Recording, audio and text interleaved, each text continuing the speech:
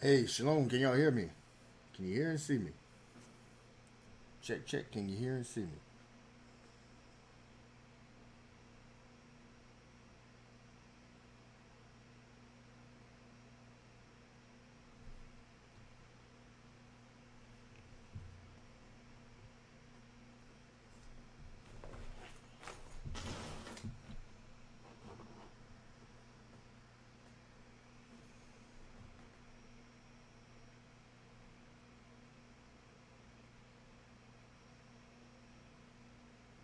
Okay, all praises.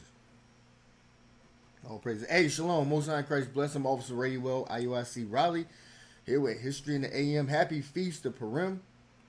All praise to the Most High. Feel like I just got back from the feast. But, hey, we about to get it in. Deacon Ithon taught an excellent class on the history of Purim. Ain't much I can add to that. Um, Go back and watch it again. Watch with your children. Today I'm going to deal with Absalom. Absalom, one of the sons of David. Uh, he got some rich history. I won't be able to cover it all in one class. Lord's will, next time I teach, I'll get the rest of it. I'll just be dealing with Absalom's ascension, rather, or rising, Absalom rising. And we'll be able to prove that Absalom is a black man. You can go into the Bible, go into the scriptures, and you can prove Absalom is a black man quite easily. And I got some a couple books, a little bit of history that I'll show you as well. Um, so let's get straight to it. Starting a little bit late, but we're gonna get right into it. So I want to pull up this book here.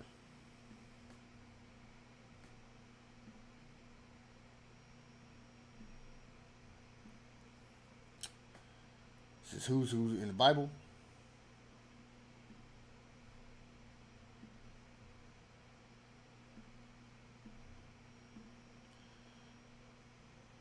And we're going to read about Absalom.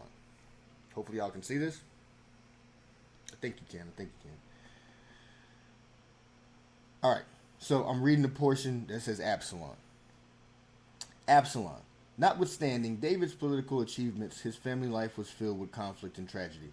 One reason was that David felt compelled to take a wife from different tribes or subject nations, like a Babylonian satrap.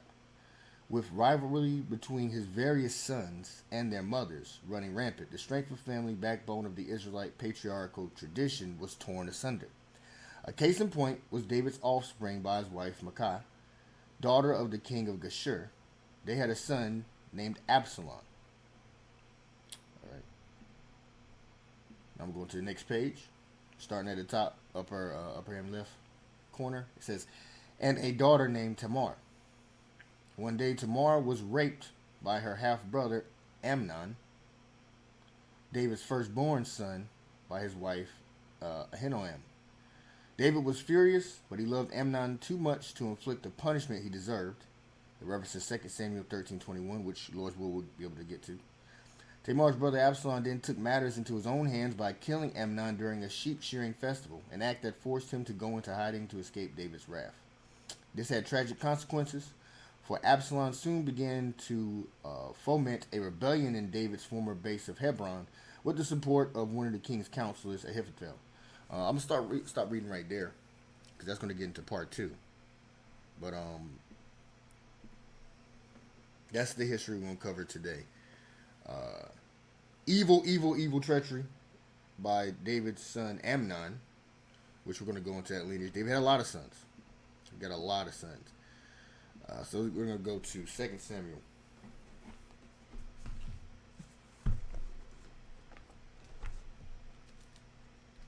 Chapter 3.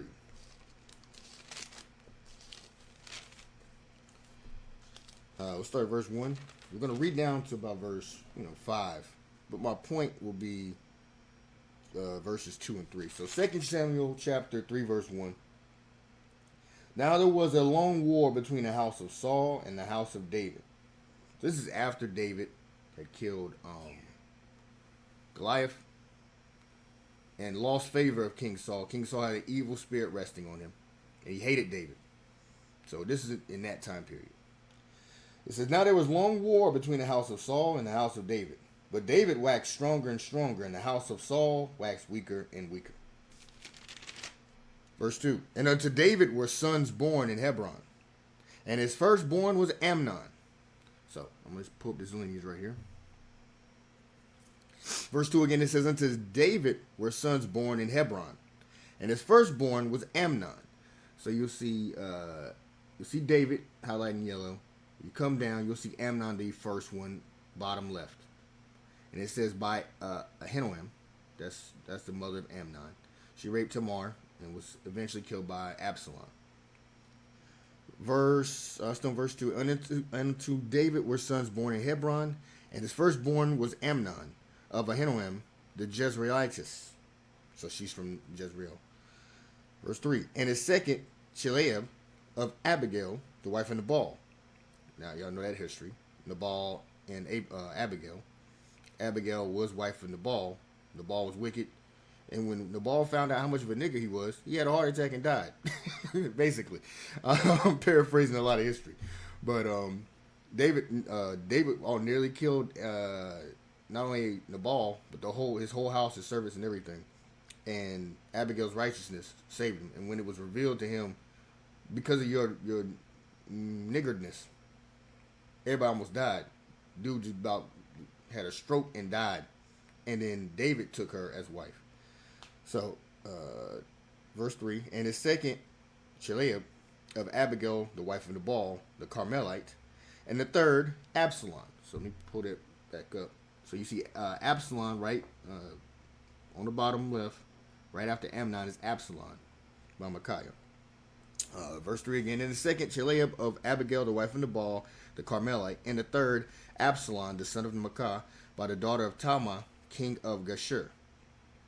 So she's the daughter of a man named Talmai. I may be pronouncing that wrong. Talmai, king of Geshur. So this is the heathen. This is another empire. Watch this. And it says, verse 4, and the fourth, Adonijah, the son of Haggith. And the fifth, Shephatiah, the son of Abitai. And the sixth, Ithream, by Eglah, David's wife. These were born to David in Hebron. So you'll see these down here at the bottom. The different sons. Now, Solomon, that comes in later chapters.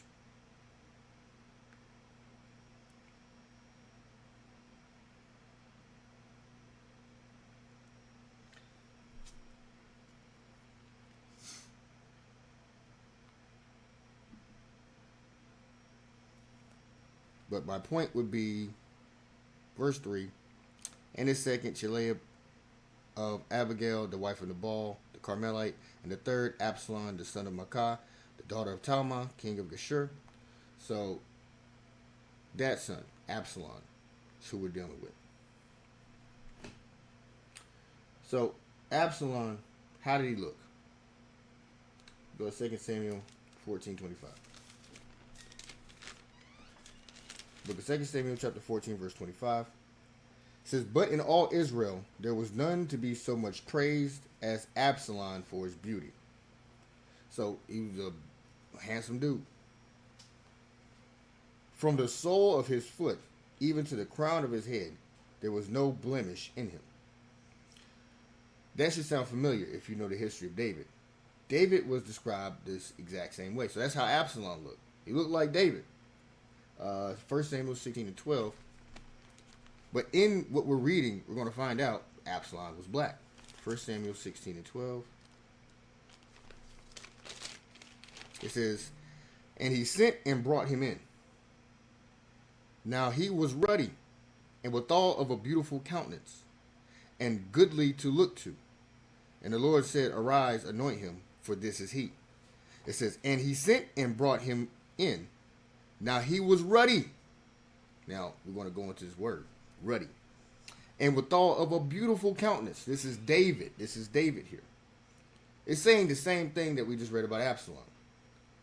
It says, of a beautiful countenance and goodly to look to. And the Lord said, arise, anoint him, for this is he. This is when David was being chosen. It says, let's go to Jeremiah 14:2. Well, before we get there, let's go back to 2 Samuel 14 and 25. 14 and 24. And it says, and the king said, let him turn to his own house, and let him not see my face. So Absalom, just proving this is who it's talking about, Absalom returned to his own house and saw not the king's face. But in all Israel there was none to be so much praised as Absalom for his beauty. From the sole of his foot even to the crown of his head, there was no blemish in him. You might want to underline that. There's no blemish in him. It's the same thing being said of David in 1 Samuel 16. So I'm going to go to Jeremiah 14 and 2. Because what they'll say is ruddy. That word ruddy means red, or somehow it means Caucasian. It's not what it means. I'm going to definitely destroy that. Jeremiah 14 and 2. Now these brothers both come from the tribe of Judah. Absalom and David are the tribe of Judah. David came from Jesse. He's the tribe of Judah. Jeremiah 14 and 2. Judah mourneth, and the gates thereof languish. They are black unto the ground. That's the color of Judah. They're black. And the cry of Jerusalem is going up. Watch this. That's just then with the tribe of Judah. Let's go to Song of Solomon. Remember, I'm going to put this back up. Solomon, if you look the fifth on the bottom row, the fifth over, is Solomon by Bathsheba. King Solomon is the half-brother of Absalom, another son of David. How did he look? Song of Solomon, chapter 1, verse 1, the Song of Songs, which is Solomon's. So who wrote this? Solomon. Verse 5, I am black but comely. Think about that. What did he just say? I'm black and I'm also beautiful. David, handsome man, beautiful man. Absalom, handsome man, beautiful man. Solomon, handsome man, beautiful man, black man. All of them same. They look like David. They look like David. This should always make perfect sense. It's saying the same thing over and over again. Most of David's sons, they're going to have small differences, but they're going to have their father's good looks, and they're going to be black. But we're going to talk about that ruddiness. Verse 5 says, I am black but comely, O ye daughters of Jerusalem, as the tents of Kedar, as the curtains of Solomon. So going back, let's go. Matter of fact, let's go to these. I'm going to show you some pictures of what Esau will tell you Absalom looks like. Now, this is a scene of, if you go to Google, they're going to show you this. You're like, what the hell's going on here? What is this Greek man doing? They say this is Absalom before he died, getting his hair caught in a tree. I don't know if you've seen Caucasian hair. It's basically spider webs. Caucasian hair, I'm not trying to be racist. This is the texture of white folk hair. It's not getting caught in a tree. It's just not. My hair could get caught in a tree. Some of y'all, even Northern Kingdom, we got thicker hair. We get caught in something. We get caught in a zipper. You get caught in go around the corner too fast. Your hair get caught in something. You could hang from your hair. A handful of Caucasian hair is not, you're not getting your hair. Look at this. Look at this foolishness. That's foolishness. That is not Absalom. That's white supremacy. I got another image.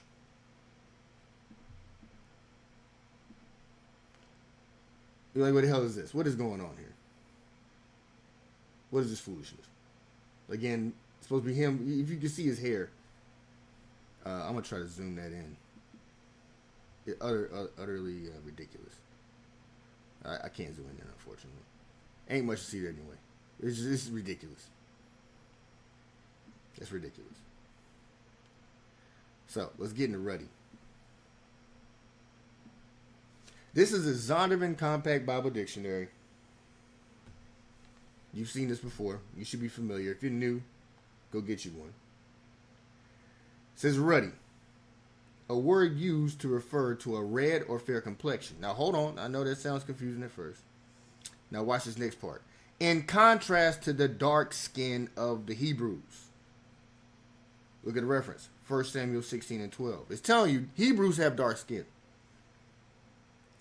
But something about this has a red or fair. That's what you need to focus on. Fair complexion. Beautiful. Fair is beautiful. Now, this whole red thing, we're going to go through it and we're going to explain. You'll be able to understand just process of elimination what it's going into. when it's talking about that. So a word used to refer to a red or fair complexion, which is a beautiful complexion, in contrast to the dark skin of the Hebrews, saying Hebrews have dark skin, but among the Hebrews there are ruddy individuals of a beautiful countenance. Now let's go to this next one.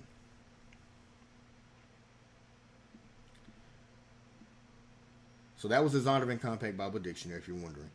Now let's go to this book called The Lost Tribes, a Myth. That's an example cover. All covers don't look like that. The Lost Tribes, a Myth by Alan Godby.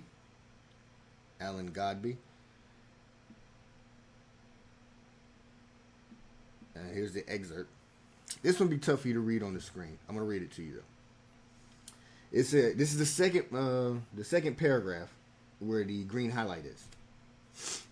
It says, they called themselves also Powell, foul, plural, Palube, Falube. It means ruddy, clear brown people. A ruddy, clear brown people. That's what ruddy means. Ruddy means clear brown people. Ruddy, clear brown. So, I'm going to drop that. Let's go to this next book. So, there's one definition for ruddy.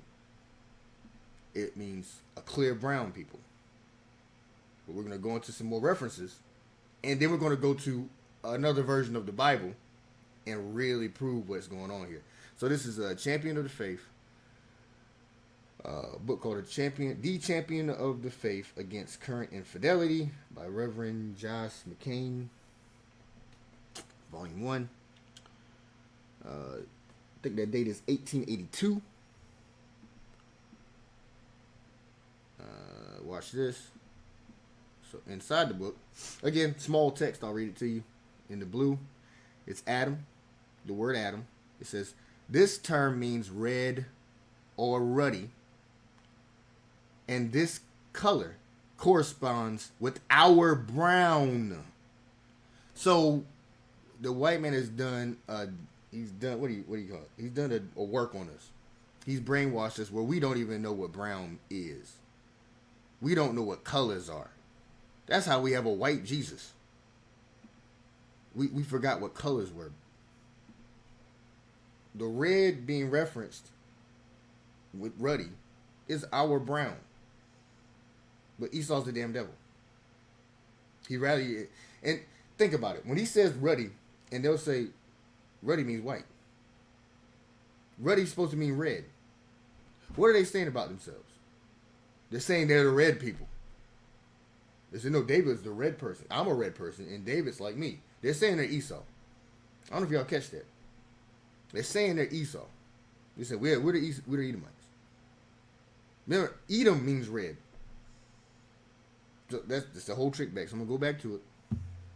It says, the term means red or ruddy, and this color corresponds with our brown. Why the first man should have, now the first man is Adam. It says, why the first man should have such a name, we are not told. Yeah, we are, because he's made of the dust of the ground. It says it may be because he had a brown or brownish complexion. Adam is supposed by some to be Adamah, from Adamah, the earth, and means that Adam was like brown earth of which his body was made. Let's get that real quick. Now that's heat. I'm gonna read that again. This term means red or ruddy, and this color corresponds with our brown. Why the first man should have such a name, we are not told. It may be because he had a brown or brownish complexion. That's David, that's Solomon, that's Absalom. It says Adam is supposed by some to be from Adamah, the earth. That's what his name is, the earth. And it means that Adam was like brown earth of which his body was made. Oh, I'm going to keep reading. It says, others think it's from Damah, a term signifying likeness, referring, it may be, to the fact that man was made in the likeness of God, which is brown. So, it's just very clear. Let me get Genesis 2 and 7 right fast. Genesis chapter 2, verse 7. It says, and the Lord God formed man of the dust of the ground. What color is the dust of the ground? Ruddy, brown. And breathed into his nostrils the breath of life, and man became a living soul. Watch this, Genesis 1:26. And God said, let us make man in our image, after our likeness. So how did man look? Brown. Like who? Like God. Like Elohim, which is God, Christ, and the angels. The Godhead. All of them are brown. And we are in his image. Now, believe it or not, there's more. But wait, there's more. We're going to go from that Champions book. I'm just going to show you a picture. Look at this. This is the red clay dirt. Red clay dirt. Y'all, what color is this? It says red, but you're looking at brown. That's the trick Esau's done to us, brainwashing. We'll look at brown dirt and have the word red. We'll be like, oh, it's red. That's brown. What kind of hand is holding that dirt? A Caucasian hand. Or is that hand the same color as that dirt? Hell no. And is that hand the white surrounding? There's so much in just in that one picture. The hand isn't even the same color as the border of the image. The border of the image is true white. These people are not white. That is a red hand holding brown dirt. Whoo, man, Esau done a number on our brains. I don't know if y'all understand. If you can receive it, receive it. That is a red hand holding brown dirt on a white page. Your brain is just malfunctioning right now. Unless you've been in this truth for a while. You're like, what? I don't understand. There's a red hand. That's not red dirt. That's brown dirt. That explains ruddy. That explains it. Just that one picture. But there's more. There's more. Don't worry. There's more. Let me go up.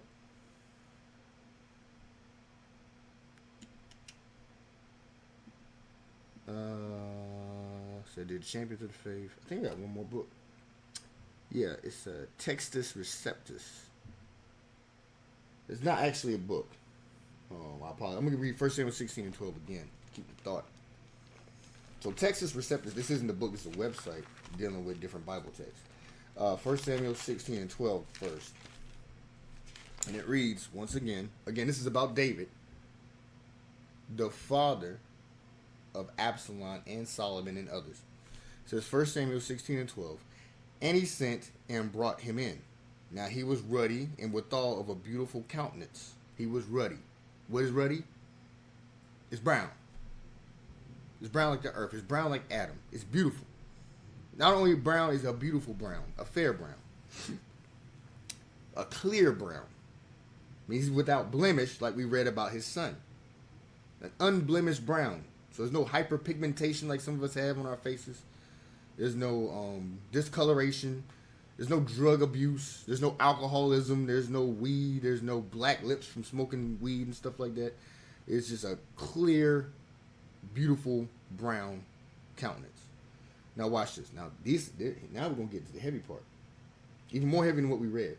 This is from Textus Receptus Bible. It's also called the Great Bible of 1539. And it's the same scripture we just read. Is this the right one? Actually, this should be okay. Let's go. Oh, before I get to that, I'm just going to go to Bible Study Tools. I forgot about this one. I'm sorry. This is Bible Study Tools. I'm going to do this one first. Ready. Let's just jump down to the underlined portion. It says, the dark-skinned Hebrews found great beauty in a clear complexion. The dark-skinned Hebrews found great beauty in a clear complexion. That's what I was just talking about. Ruddy is a clear complexion among dark skins. Like, we are already beautiful people. But among us, some of us just stand out with clear complexions. That's David. Now, the Bible I was talking about. This is the Great Bible. This is prior to the King James 1611. It's of 1539. Same scripture we read about David. You'll see there's Y's instead of eyes. It says, and he sent and brought him in, and he was brown with goodly eyes, and well favored in sight. And then the Lord said, up and anoint him, for this is he. Remember, we just read that in 1 Samuel. But instead of saying ruddy, it says he was brown with an E at the end. Brown, brown. Ruddy means brown. And that's not the only Bible that says it. That's just the one I grabbed. But other Bibles will tell you, oh, that's brown. But remember, the white man's the devil. He's not leaving that in there. Same way he took black out, he's going to take brown out too. He's not leaving that in there for you to figure out who you are. Or to indicate what beauty is. Beauty is brown. Now, I'm not saying that the Northern Kingdom isn't beautiful. But that's the measure of Christ. Like, shoot. You know, as we got diluted, we're diluted with the redness of the nations. Even among Judah, some of us are light-skinned. And then we, instead of looking at, you know, the history, be like, oh man, what's beautiful is Christ's color, Solomon's color. We'll bleach our skin because we think that what the nations polluted our bloodline with is beautiful. So you'll bleach your skin, you'll straighten your hair. No. The true beauty was then. Now, we are speckled bird, so don't hate yourself if you're light-skinned.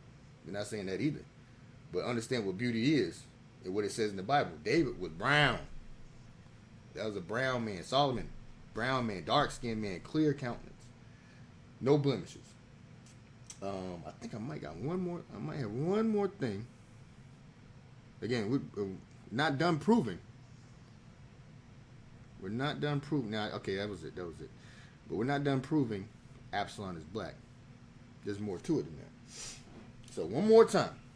1 Samuel 17:42. It's in the King James Bible. It reads, and when the Philistines looked about and saw David, he disdained him. So the Philistine, I'm sorry, I said Philistines. Read it again. It says, and when the Philistine, which is Goliath, looked about, he saw David. So Goliath saw David. He disdained him. He hated David on sight. For he was but a youth. He didn't like David because look at this little kid. Look at this young man. He said, for he was but a youth and ruddy. So why would he hate him why would he hate him for being red? He said hate him because look at his face. He's got a little beautiful face. He look like he's never seen a battle or a war. Picture Goliath. Picture a Hamite, a battle worn. He fought everybody. They trotted him out to fight everybody. He's taking slices to the face. He's drinking. He's a drunkard. You ought to imagine he's doing, he's just got life on him. And he's probably up in age. Battle worn. Stressed out. Ugly as hell. So then he sees this young man, young attractive man. He's like, who's this nigga? You bring him out to fight me? That's why he disdained him. He says, he disdained him, for he was but a youth and ruddy. He had a beautiful brown countenance and of a fair countenance. So it's all talking about his look, not the fact. Why would he hate him for being? Oh, he's red. I hate red. No, because dang, look at this dude. I'm ugly as hell. He's like, he's like, God, it made me look ugly. Not only is he gonna, he tried this little young dude out. He looked way better than all my people. I'm definitely gonna kill him. That's how he felt.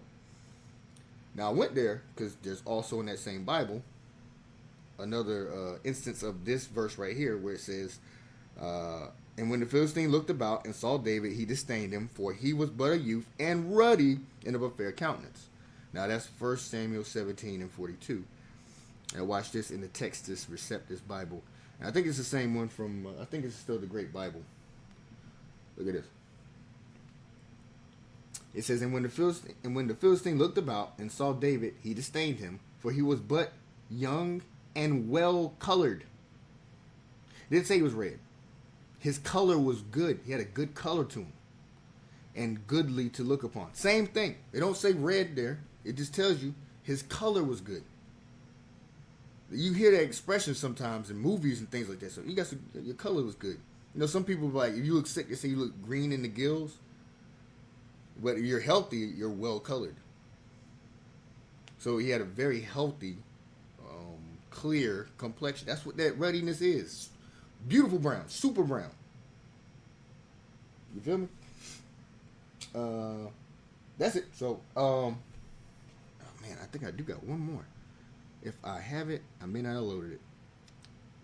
Yeah, I may not have loaded it. Yeah, sorry, I don't think I loaded that last one. But no, there's a lot of references. There's a lot of references. Maybe next time I teach, Lord, for my life, and I'm able to teach again, I'll bring up the International Standard Version that goes a step further. I can't believe I didn't load. Oh, wait, there it is. Nope, we're gonna do it tonight. This morning. So, 1 Samuel 17:42 from the International Standard Version. It says, when the Philistine looked and saw David, he had contempt for him, because he was only a young man. David had a dark, healthy complexion and was handsome. Y'all shut up.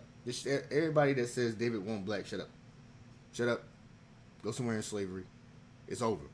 That means all David's sons were dark, with healthy complexions and handsome. That's what Solomon was. That's what Absalom was. Hell, that's what we are. Those of us that are, fortunate to still have the dark skin. Some of us, have different, little different flavors of dark skin. As long as you Israel, you beautiful. As long as you Israel. It's all about that bloodline. You Esau, you ugly. You ugly on the inside. It don't matter how your outside look. So all praises. This said David had I gotta read that again. This is why Goliath hated him. When the Philistine looked and saw David, he had contempt for him because he was only a young man. David had a dark, healthy complexion. That's what a healthy complexion looked like. Dark. And was handsome. All right, I'm going to land my plane on that one. It only took 46 minutes. I know we started a little bit late. But man, it is clear. Absalom was black. But there's still more. There's still more to prove it. It says 2 Samuel 14:25. We get to some more scriptures. 2 Samuel chapter 14, verse 25. No speed things along. But in all Israel, there was none to be so much praised as Absalom for his beauty, for his dark, healthy complexion, like his father. From the sole of his foot even to the crown of his head, there was no blemish in him. Then verse 26. And when he polled his head, for it was every year's end that he polled it, because the hair was heavy on him. White folks don't have heavy hair. I'm going to prove that too. Therefore he polled it. He weighed the hair of his head at 200 shekels after the king's weight. Now, estimations of weight are different nowadays. If you Google it, it's roughly between 4 and 6 pounds. 4 and 6 pounds of hair, give or take. It's hard to say. 200 shekels, about 4 to 6 pounds, according to ancient, historians or whatever. Let's go from this. ChatGTP helped me out on this. Let me pull it up real quick.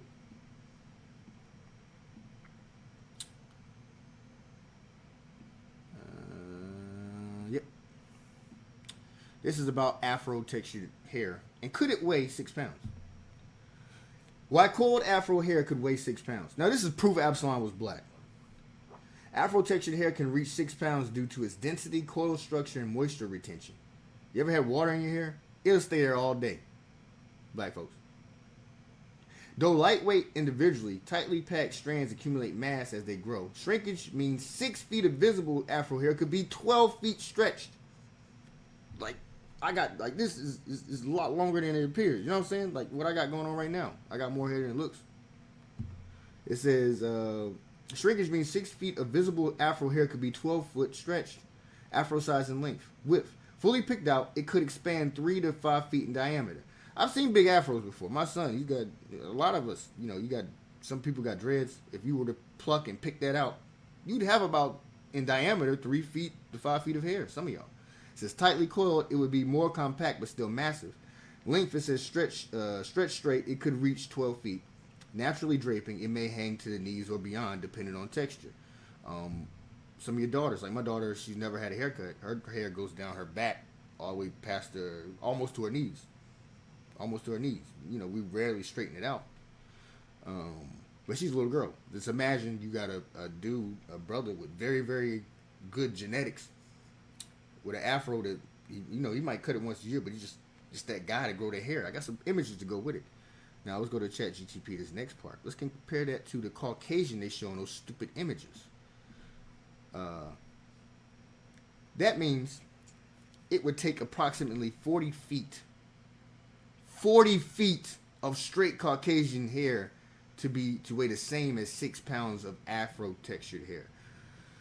So game over. He was not white. It would take 40 feet. You know what 40 feet is? 40 feet of hair. Stop playing with us. Y'all not the people of the Bible.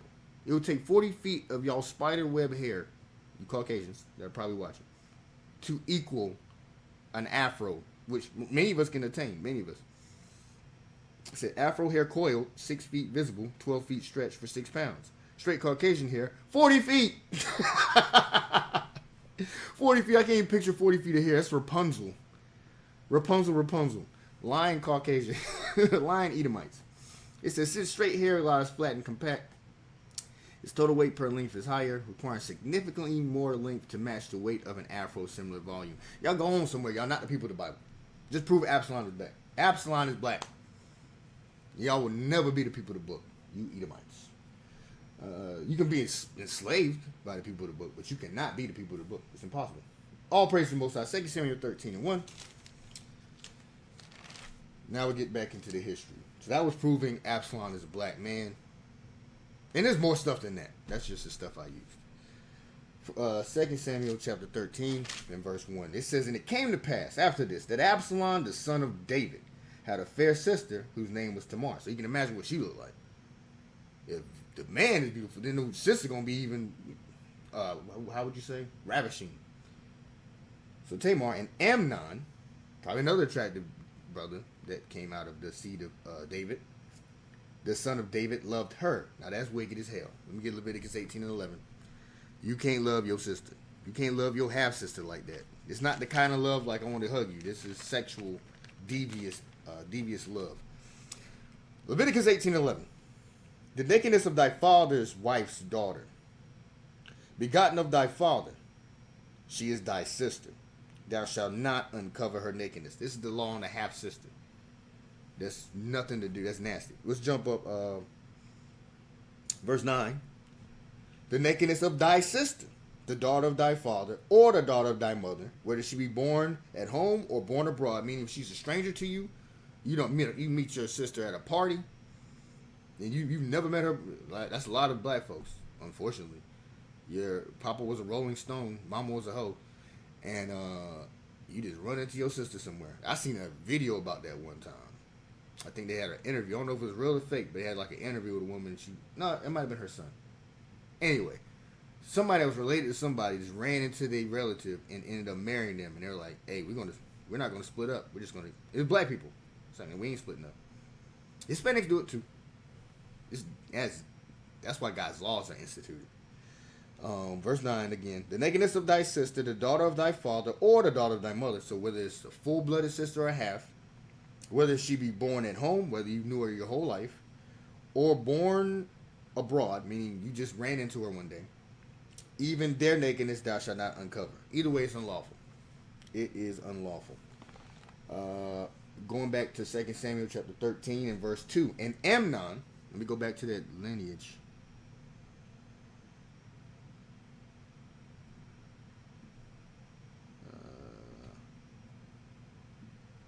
Yes. So Amnon, that's the first one by Ahinoam.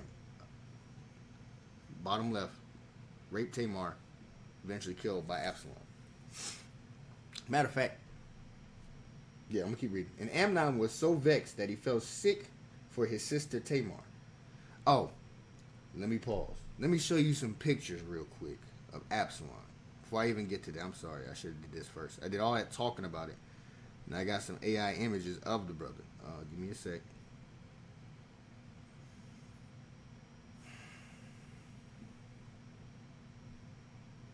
So this is Absalom.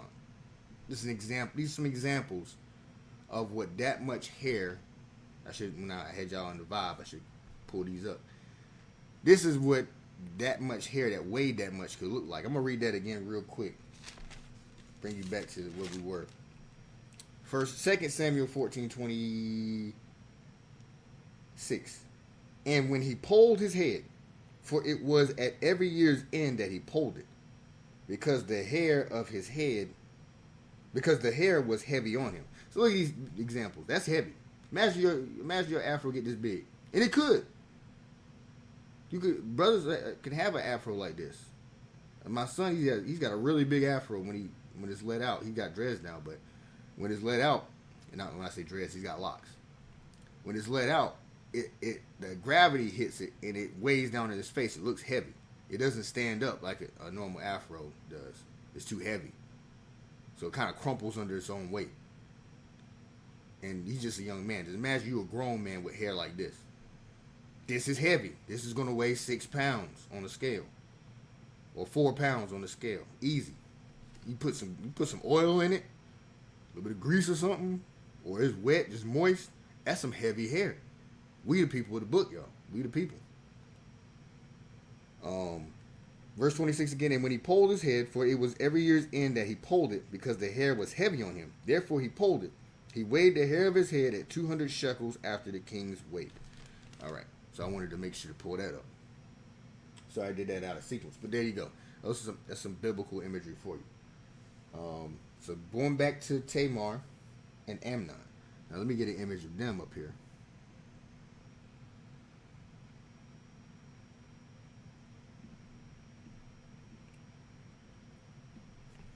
It says verse 2.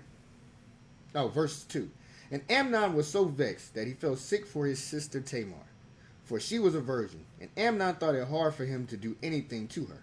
But Amnon had a friend whose name was Jonadab, the son of Shimeiah, David's brother. And Jonadab was a very subtle man. Jonadab was the devil. He's nasty. And he said unto him, why art thou, being the king's son, lean from day to day? He's like, well, you losing weight. Wilt thou not tell me? And Amnon said unto him, I love Tamar, my brother Absalom's sister. He said he should have been rebuked for that, but he's like, all right, I admit it. I'm in love with my sister. Gross. Sounds like something a redneck would say, or says all the time. Verse 5. And Jonadab said unto him, lay thee down on thy bed and make thyself sick. So make it like you're sick. And when thy father cometh to see thee, let me throw that slideshow back up. And when thy father cometh to see thee, say unto him, I pray thee, let my sister Tamar come and give me meat, and dress the meat in my sight, that I may see it, and eat of it at her hand. So Amnon lay down and made himself sick. And when the king was come to see him, Amnon said unto the king, I pray thee, let Tamar my sister come, and make me a couple cakes in my sight, that I may eat at her hand. Then David sent to Tamar, saying, go now to thy brother Amnon's house, and dress him meat.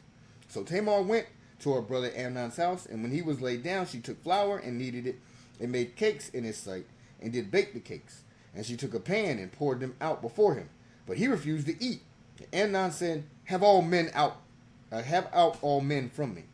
And they went out every man from him. So while he was, he made himself to be alone with his sister, playing sick. Verse 10. And Amnon said unto Tamar, bring the meat into the chamber, that I may eat of thine hand. And Tamar took cakes which she had made, and brought them into the chamber to Amnon, her brother. And when she had brought them unto him to eat, he took hold of her, and said unto her, come lie with me, my sister.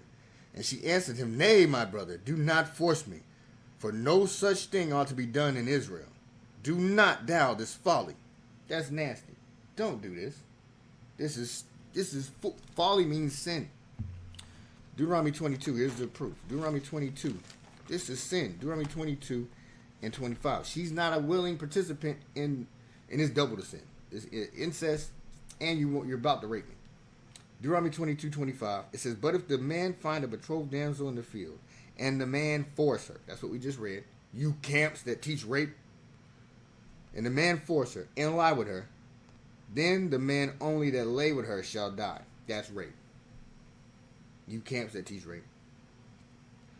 You FBI created camps. Anyway, but unto the damsel thou shalt do nothing. There is in the damsel no sin worthy of death. For when a man riseth against his neighbor and slayeth him, even so is this matter. This is equivalent to murder. Rape of a woman is equivalent to murder. Rape of a woman is equivalent to murder. To you black Hebrew Israelites that teach that garbage. Going back now, 2 Samuel chapter 13 and verse 25. No, I'm sorry. I went too far. Verse 12 again. 2 Samuel chapter 13, verse 12. And she answered him, nay, my brother, do not force me. Do not rape me. For no such thing ought to be done in Israel. camps. No such thing ought to be done. Forcing a woman to have sex should not be done in Israel. Why we got to say that? Do not doubt this folly. And whither shall I cause my shame to go? He said, I done got laid with by my brother. I'll be shamed forever. And as for thee, as for you, thou shalt be as one of the fools in Israel. You gonna like a fool in Israel. Now therefore I pray thee, speak unto the king, for he will not withhold me from thee. Howbeit he would not hearken unto her voice, but being stronger than she, forced her, he raped her, and lay with her. Then Amnon hated her exceedingly. That's that post-nut clarity. That's why now the devil off you. Like, God, whatever, that's you're my sister. Nah, you stressed and oppressed a minute ago. That's how you know there's a devil on him. He says, so that the hatred wherewith he hated her was greater than the love wherewith he had loved her. And Amnon said unto her, arise, be gone. And she said unto him, there is no cause. This evil in sending me away is greater than the other that thou didst unto me. Said, you getting rid of me now, after what you did to me and defiled me, is even worse than the rape. Because now you send me out and I'm defiled. But he would not hearken unto her. Then he called his servant that ministered unto him, and said, put now this woman out from me, and bolt the door after her. So lock her out. And she had a garment of diverse colors upon her, for with such robes were the king's daughters that were virgins apparelled. Then his servant brought her out, and bolted the door after her. So there was a certain garment, you should highlight that in your Bible, sisters, certain garments that all the sisters knew to wear. They had a unity instead of a fashion show. You sisters that come in the congregation with different, like it'd be a feast day and you wearing different colors. What's wrong with you? Like you wear things that stand out purposely. There's something wrong with you. It's supposed to be about unity.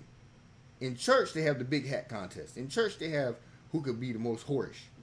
We came out to church, so going back to the history, we all dress the same. Verse 19. And Tamar put ashes on her head, and rent her garment of diverse colors. So she tore a garment that was on her, and laid her hand on her head, and went on crying. Verse 20. And Absalom, her brother, said unto her, have Ammon thy brother been with thee? So he knew it was up. He knew something was up. It says, but hold now thy peace, my sister. Say, shh, don't say nothing about this.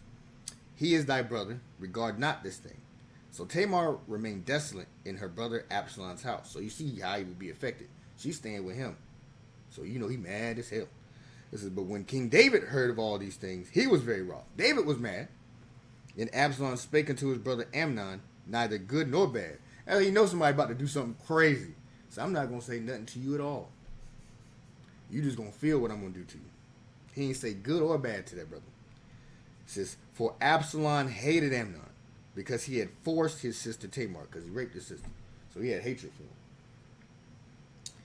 him. Read down, what time again? All right, we got some time. And it came to pass after 2 full years that Absalom had sheep shearers in Baal Hazor, which is beside Ephraim. So 2 years have passed. And Absalom invited all the king's sons. So now he's like, hey, let's get all the king's sons together. Let's get all David's sons together. Let's have a little reunion. And Absalom came to the king and said, behold now, thy servant have sheep shearers. Let the king, I beseech thee, and his servants go with thy servant. So let's all come together. King, come on out. And the king said unto Absalom, nay, my son, let us not all now go, lest we be chargeable unto thee. So David's thinking about the expense of such a gathering. You have to take on all this expense. It's a lot of people and a lot of stuff. And he pressed him. Howbeit, he would not go, but blessed him. So, Absalom hell bent. I was like, hey, come on, let's do it. He's got an ulterior motive. There's something else he wants to do. Then said Absalom, if not, I pray thee, let my brother Amnon go with us. You know why that is? He wanted to do something to him. And the king said unto him, why should he go with thee? But Absalom pressed him that he let Amnon and all the king's sons go with him. So he just kept pressing. David questioned it. He just kept pressing him. Nah, let everybody come. I want to do a family reunion. He says, now Absalom had commanded his servants, saying, mark ye now when Amnon's heart is merry with wine. So he said, hey, get him drunk. or not drunk necessarily, but get him good on some wine. And it says, when I say unto you, smite Amnon, then kill him. Fear not, have not I commanded you? Be courageous and be valiant. So that hatred built up in him, you want to put that dude to death. And he'll use nefarious means to do so. And the servants of Absalom did unto Amnon as Absalom had commanded. Then all the king's sons arose, and every man gat him up upon his mule and fled. You should see evil in that too. It's like, have not I commanded you? You see the authority he's beginning to take? So, yeah, what you scared of? You scared of the king? Now, don't worry about that. Haven't I commanded you? Do my commandment. Verse 30. And it came to pass while they were in the way that tidings came to David, saying, did I skip something? No, I'm going to go to verse 29 again.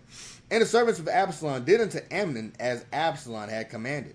Then all the king's sons arose, every man gat him up on his mule and fled. So they killed Amnon. They just killed Amnon. And it came to pass, while they were in the way, that tidings came to David, saying, Absalom hath slain all the king's sons, and there is not one left of them. Y'all know black people be exaggerating. Everybody did. He killed everybody. No, he just killed Amnon. He just killed Amnon. Then the king arose and tare his garments and lay on the earth, and all his servants stood by with their clothes rent. And Jonadab, the son of Shimeah, David's brother, answered and said, let not my lord suppose that they have slain all the young men, the king's sons. For Amnon only is dead. See, that's the only one that's dead. For by the appointment of Absalom, so Absalom did this, this have been determined from the day that he forced his sister Tamar. He had this plan since the day it happened. 2 full years. This man is a planner. Absalom is a planning guy.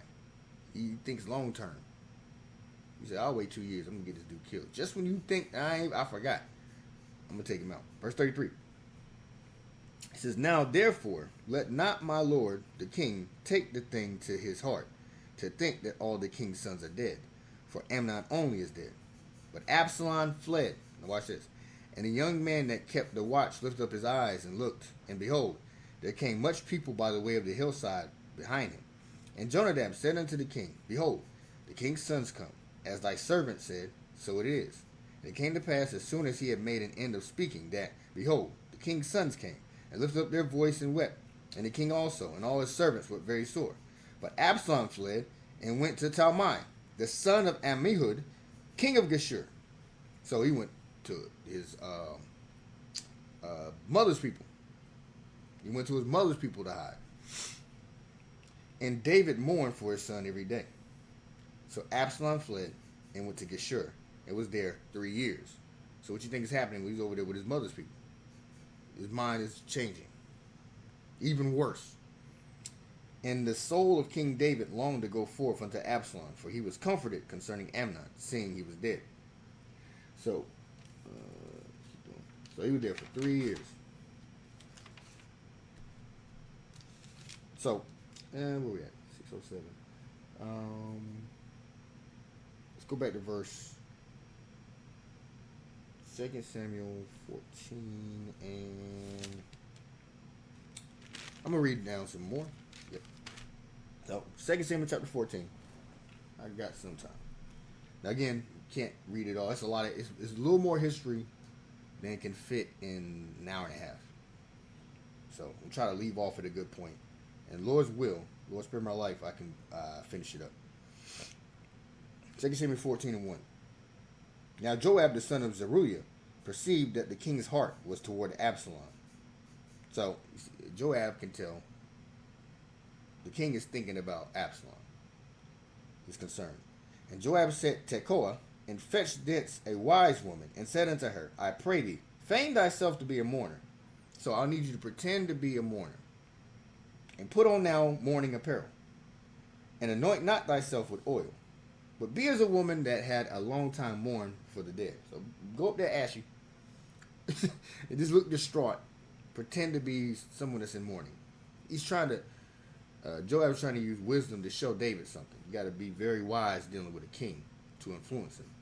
It says, and come to the king and speak on this manner unto him. So Joab put the words in her mouth.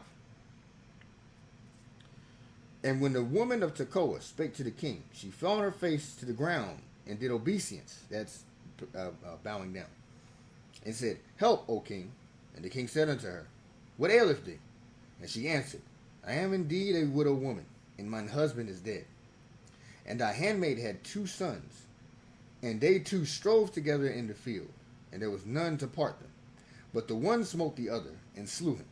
And behold, the whole family is risen against thine handmaid. And they said, Deliver him that smote his brother, that we may kill him. So now she's telling the story. There was a fight, and someone was killed. And the controversy is, which she's, again, it's a fake story. She's making it up. But they're putting it on her to deliver up the person that killed the brother. I'm going to read that verse 7 again. And behold, the whole family, so the whole family's come together, is risen against thine handmaid. The whole family's against me. And they said, Deliver him. They want me to give up the guy that smote his brother, that killed his brother. She's saying that to influence David. Really, she's talking about what happened with David. It says, For the life of his brother whom he slew, and we will destroy the heir also. So they shall quench my coal which is left, and shall not leave to my husband neither name nor remainder upon the earth. So she's saying they're going to kill the only son. That's her problem. And the king said unto the woman, Go to thine house, and I will give charge concerning thee. And the woman of Tekoa said unto the king, My lord, O king, the iniquity be on me and on my father's house, and the king and his throne be guiltless. She said, Put this on me. And the king said, Whosoever saith aught unto thee, bring him to me, and he shall not touch thee any more. So you have any problems with anyone, bring them up to me, and he won't bother you. Then said she, I pray thee, let the king remember the Lord thy God, that thou wouldest not suffer the revengers of blood to destroy any more, lest they destroy my son. So remember, there's a law against that.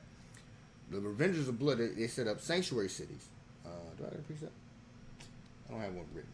But there's sanctuary cities that if someone were to commit manslaughter, which is accidental killing of someone, there's not someone is killed without malicious intent. In the law, there were certain cities set up as cities of refuge, where that person who did the act of manslaughter could flee to hide from judgment from the revenger of blood. That would be a family member or a loved one that you just killed their brother, or you just killed their husband or wife or whatever, and they're going to kill. It's like, I don't care what's going on. I'm about to kill you in retaliation. If you fled to that city, you would be kept from death until the high priest died. And there's more to that law. So she's saying you wouldn't. Remember, David, you wouldn't suffer the revengers of blood to destroy anymore. It says, lest they destroy my son. It said, you're going to pardon my son, basically. So back in verse 11, it says, Then said she, I pray thee, let the king remember the Lord thy God, that thou wouldest not suffer the revengers of blood. That's the people that coming after people that murdered, or I say murdered, but manslaughtered, to destroy any more, lest they destroy my son. And he said, As the Lord liveth, there shall not one hair of thy son fall to the earth. So I'll keep him protected, like I said. Then the woman said, Let thine handmaid, I pray thee, speak one word unto my lord the king. And he said, Say on. And the woman said, Wherefore then hast thou thought such a thing against the people of God? For the king doth speak this thing as one which is faulty, as one that is guilty. That's what that means. And that the king doth not fetch home again his banished. So you got someone in that situation that you haven't went and got. You're banished. You're Absalom. Verse 14. Now she done brought it full circle. It says, For we must needs die, and are as water spilt on the ground, which cannot be gathered up again. Neither doth God respect any person. So now she's putting the law on it. There's no respect of persons with God. So you got a situation you just said over here. But then you got your own situation that you're not dealing with correctly. Meaning Absalom. And the fact that Absalom killed Amnon. He says, Neither doth God respect any person. Yet doth he devise means that his banished be not expelled from him. Now therefore, that I am come to speak of this thing unto my lord the king, it is because the people have made me afraid. And thine handmaid said, I will now speak unto the king. It may be that the king will perform the request of his handmaid. For the king will hear to deliver his handmaid out of the hand of the man that would destroy me and my son together out of the inheritance of God. Then thine handmaid said, the word of my lord the king shall be comfortable, as an angel of God. So is my lord. So angel means messenger. That's a precept. So is my lord, the king, to discern good and bad. Therefore, the Lord thy God will be with thee. And the king answered and said unto the woman, hide not from me, I pray thee, the thing that I shall ask thee. And the woman said, let my lord the king now speak. And the king said, is not this the hand of Joab with thee in all this? Didn't Joab put you up to this? Because he already seen where this is going. So Joab told you to do this, to connect with my conscience on what to do. Is not the hand of Joab with thee in all this? And the woman answered and said, as thy soul liveth, my lord the king, none can turn from the right hand or to the left from aught that my lord the king have spoken. For thy servant Joab, he bade me, and he put all these words in the mouth of thine handmaid. So yeah, you're right. Joab put me up to everything I just said. To fetch about this form of speech have thy servant Joab done this thing. We're at verse 20. And my lord is wise according to the wisdom of an angel of God. Again, talk about the messengers. To know all things that are in the earth. And the king said unto Joab, behold now, I have done this thing. Go therefore, bring the young man Absalom again. He's like, all right, now go get Absalom. Go get Absalom. So it worked. And Joab fell to the ground on his face and bowed himself and thanked the king. And Joab said, today thy servant knoweth that I have found grace in thy sight, my lord, O king, in that the king hath fulfilled the request of his servant. So I was like, you had mercy upon me, and you're going to actually follow what I brought to you, to go get Absalom. So Joab arose and went to Geshur and brought Absalom to Jerusalem. So remember, Absalom had been hiding for 3 years with his mother's people. And the king said, let him turn to his own house, and let him not see my face. So Absalom returned to his own house and saw not the king's face. So let's not look at each other. I don't want to see him. Send him home to his house. But in all Israel, there was none to be so much praised as Absalom for his beauty. From the sole of his foot even to the crown of his head, there was no blemish in him. And when he had polled his head, for it was every year's end that he polled it, because the hair was heavy on him, therefore he polled it, he cut it. Therefore he polled it. He weighed the hair of his head at 200 shekels after the king's weight. And unto Absalom there were born 3 sons, one daughter, whose name was Tamar. She was a woman of a fair countenance. So she was beautiful, named after her sister. So Absalom dwelt 2 full years in Jerusalem and saw not the king's face. So now he's been back. He's 3 years away, 2 years in Jerusalem without seeing the king face to face. Verse 29, therefore Absalom sent for Joab to have sent him to the king, but he would not come to him. And when he sent him again the second time, he would not come. Therefore he said unto his servants, see, Joab's field is near mine, and he have barley there. Go and set it on fire. So Absalom petty now.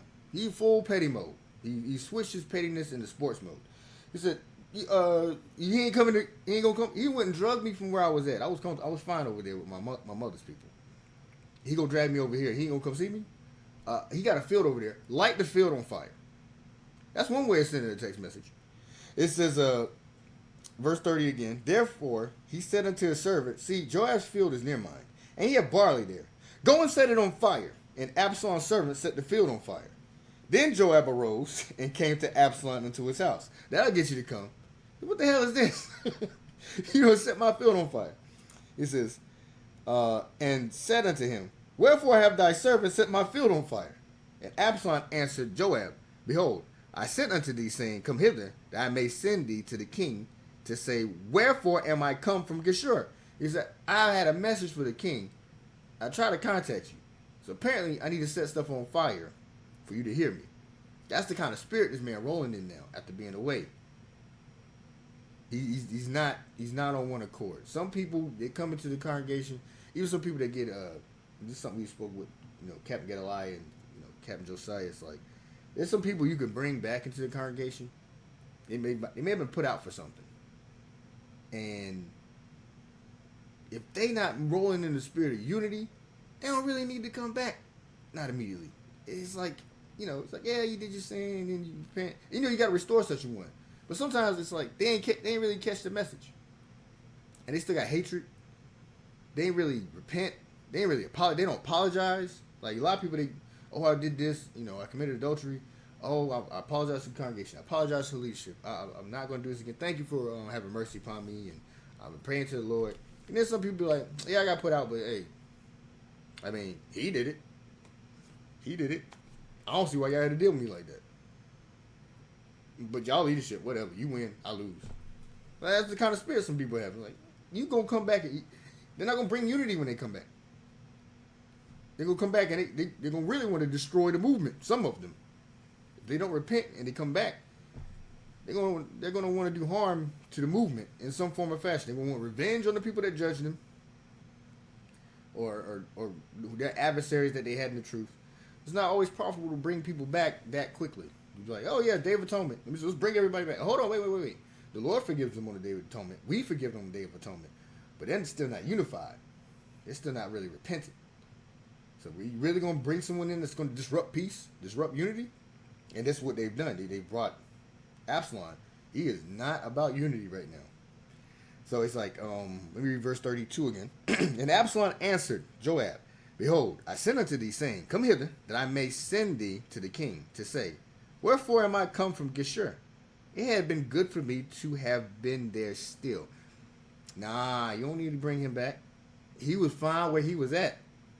It says, Now therefore let me see the king's face, and if there be any iniquity in me, let him kill me. So Joab came to the king and told him. And when they had called for Absalom, he came to the king and bowed himself on his face to the ground before the king. And the king kissed Absalom. So I'm going to stop right there. And you can see the kind of a build-up toward the betrayal. He already is like, why you even bring me back? I was fine where I was. And then he's going to go and like, hey, if you see sin in me, go, like David, his spirit's off. Y'all got to see that. Something's wrong. Spirit's off. And you're going to see the fruits of that in the next couple chapters and how he begins to move. And undoubtedly, him being away and being with his mother's people, that had an influence. Just how the whole situation was dealt with by David. You got family involved, and he didn't like how it was dealt with. And then he's probably just from a child been a certain kind of way. Some people are a certain kind of way where they're gonna do their own thing. They can't be influenced. It's like, I'm a leader in my own way. And I'm gonna lead my own way. It's like he said, he talked to his servants. Didn't I give you commands? Why are you worried about what's gonna happen to you? You already got let me get a preeminent spirit. 1 John or 3 John? Get 3 John real quick. 3 John, verse 9. I wrote unto the church, but Diotrephes, who loveth to have the preeminence among them, receiveth us not. So preeminence, that means you want to be the elder. You want to be the leader. You don't want to be questioned. You have criticisms about the current leadership. People that criticize their fathers, they criticize their parents, their mothers. They're bold. Sometimes boldness is good, but unrefined boldness is bad because it's just like you're not you don't follow at all. Now we raise up brothers to be leaders, but first you got an excellent leader is an excellent follower because we all follow Christ. Some people are like, I'm so much a leader I don't follow Christ, and that's what we're getting with Absalom as we continue on with it. And you got to really mark those brothers. They go off on. Let me get first Romans. Saying the wrong one. Romans 16 to 17. It says, Now I beseech you, brethren, mark them which cause divisions and offenses, contrary to the doctrine which ye have learned, and avoid them. So you got to see people that they're disrupting unity. They don't really believe the same way you believe. They don't deal the same way you've been taught to deal. It's contrary to what you've learned. It says, and avoid them. Now, the people of Israel did not learn that lesson. They're going to see a man that is contrary to what they've learned, and then they embraced him. Verse 18. For they that are such serve not the Lord Jesus Christ, but their own belly, and by good words and fair speeches deceive the hearts of the simple. So we've seen the birth. It's like the birth of a villain. That's what we just witnessed. The origin story of a villain. He's black. He's coming. He's beautiful. He's David, but he's the bad guy. He's every bit as beautiful as David and zealous, but he's the bad guy. And he don't serve the Lord Christ. He serves his own belly. Hey, so that's class. That's been the class. I hope y'all got something out of that. Sets it up. Lord's will. Lord spare my life. I will finish this up. I think I teach next week. If not, whenever next time I get on the camera. But I hope y'all got something out of the class. Officer Ray Will, IUIC Raleigh. Happy Feast of Purim. It continues on. This is still the first night. We had Nikano yesterday. And then at nightfall yesterday began the Feast of Purim, day 1. Nightfall today will be day 2. So, gifts, presents, all that good stuff. Y'all enjoy the feast. Make sure it's memorable for your children and yourselves, your wives, your husbands. Make it memorable because this is all we got. Keep these days with joyfulness and gladness of heart. Where is it? This thing. There. Bam. Donate. Got to get some land, y'all. Got to get some land. Donate. And again, this is Officer Ray Well. Subscribe to IUIC Raleigh. Get us to 40K. Escaping the Plantation 2.0. Usually on Mondays, 7 p.m. Also got Armor Guy Radio. Usually drops on Sundays, pre-recorded, at 4:30 p.m. And they've got Reino de Nortes, usually on Tuesdays at 8 p.m. Officer Issachar. Hey, with that, I say shalom.